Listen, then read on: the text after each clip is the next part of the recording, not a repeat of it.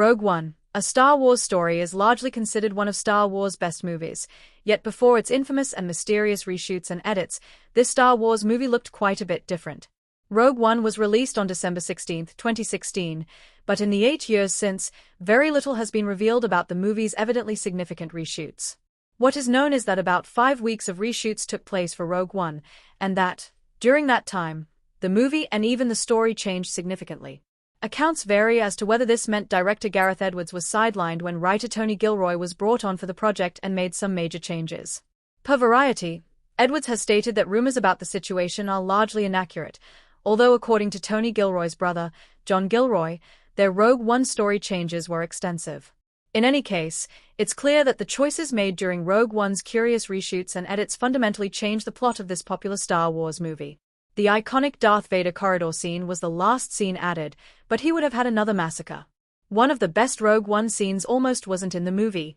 One of the most shocking changes made to Rogue One during this period of reshoots was the addition of the now iconic scene in which Darth Vader takes down a hallway of rebel fighters.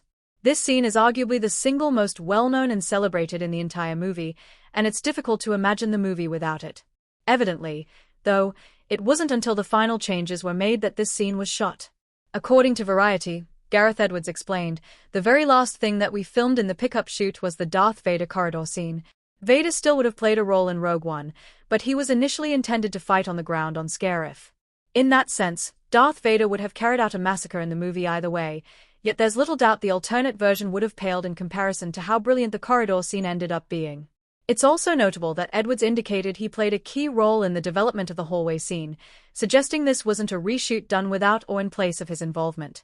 K2SO was originally the only major death in Rogue One. In the final cut, nearly every major character died. According to the direct, one of the most significant changes made to Rogue One during these cuts and edits involved the movie's casualties.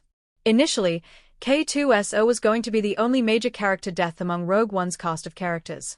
Obviously, this ended up changing considerably following the reshoots and edits, as nearly every major character in Rogue One dies by the conclusion of the movie. This included JYN Erso, Cassian Andor, director Krennic, Galen Erso, K2SO, and others. In truth, this original story plan would have made Rogue One a completely different movie. Although the ending of Rogue One is unquestionably dark, it reveals a harsh but meaningful reality about rebellions and war. Whereas many Star Wars heroes have won the day and lived to tell the tale, Rogue One proves that not every hero makes it out alive. In the end, Rogue One is really about great personal sacrifice, and the darker, grittier side of war. Had everyone but K2SO made it out of Rogue One alive, that message would have been considerably different. It also would have left the door open for the story to continue, which ultimately would only have done a disservice to the characters and to the movie. Yes, Rogue One's ending is absolutely devastating, but part of what gives the movie such an impact is knowing that these stories really have come to an end. Of course, Andy has still found a creative way to expand the story, but it is doing so by exploring the past, not the future. Cassian Andor and JYN Erso would have had a full-fledged romantic arc. The undertones were still in Rogue One, but this dynamic would have changed considerably.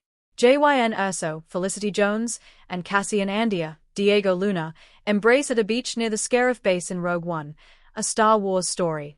The direct also reported that originally, Rogue One would have given JYN Erso and Cassian Andor a full-blown romantic arc throughout Rogue One, particularly toward the end of the movie. There was a hint of this. By the end of the movie, though, the romantic tensions between the two hadn't developed in any real way. Cassian and JYN embraced as the explosion was coming to claim their lives, but it was unquestionably an embrace of friendship and camaraderie, nothing more. Had JYN and Cassian had a true romantic storyline, it would have changed the movie considerably, likely not for the better.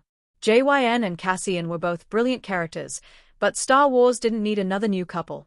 What Rogue One was bringing to the table ended up being so much more innovative, and a focus on a budding romance would arguably have detracted from that.